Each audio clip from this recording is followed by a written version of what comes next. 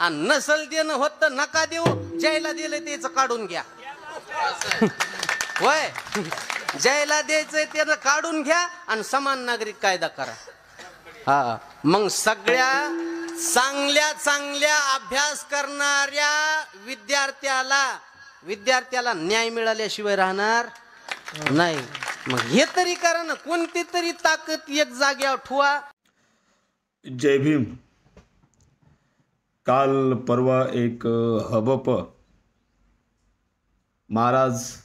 माऊली महाराज खडकवाडीकर यांचं शेलू जिल्हा परभणी येथे कीर्तनाचा कार्यक्रम संपन्न झाला आणि त्या माऊली महाराजांनी कीर्तन करण्याऐवजी नको तिथं नाक खुपसण्याचं काम केलेलं आहे. तो कीर्तनात आपल्या असं म्हणतो, मराठा समाजाला आरक्षण जर देता येत नसेल तर सध्या अस्तित्वात असलेले अनुसूचित जाती, अनुसूचित जमाती, इतर मागास प्रवर्ग अर्थात SC ST आणि OBC यांचं आरक्षण रद्द करा आणि समान नागरिक कायदा लागू करा.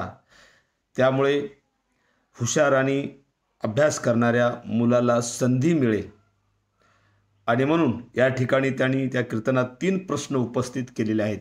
थोडं पहिला प्रश्न आपण बघूयात. तो म्हणतो, मराठा समाजाला आरक्षण देता येत नसेल तर अस्तित्वात असलेले सर्वच आरक्षण रद्द करा.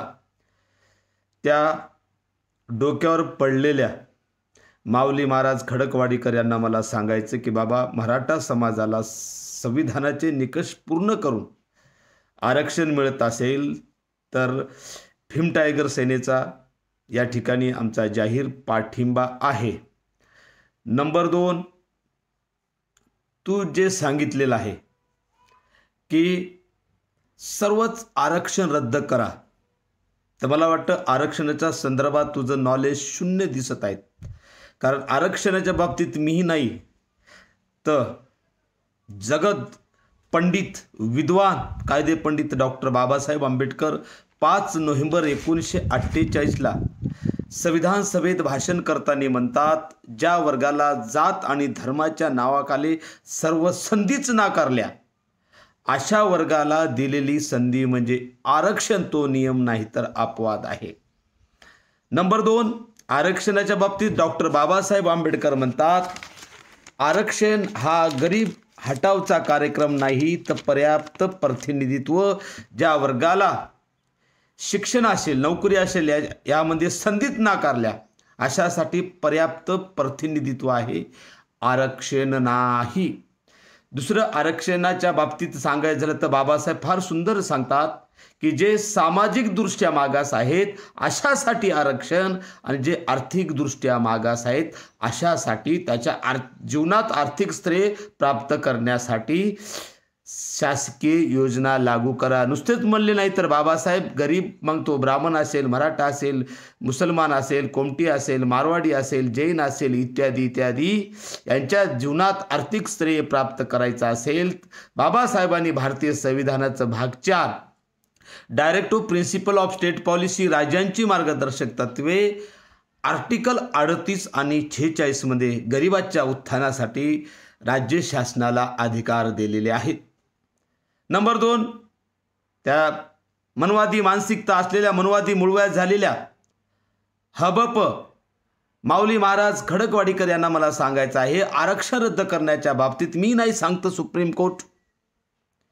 24 एप्रिल 1973ला सुप्रीम कोर्टाचे मुख्य न्यायाधीश सिकरी आणि त्यांच्या 13 जजच्या खंडपीठाने सांगितलं की संसदेकडे किती बहुमत असेल तरी तो संविधानाच्या बेसिक स्ट्रक्चरला हात लावू शकत नाहीत.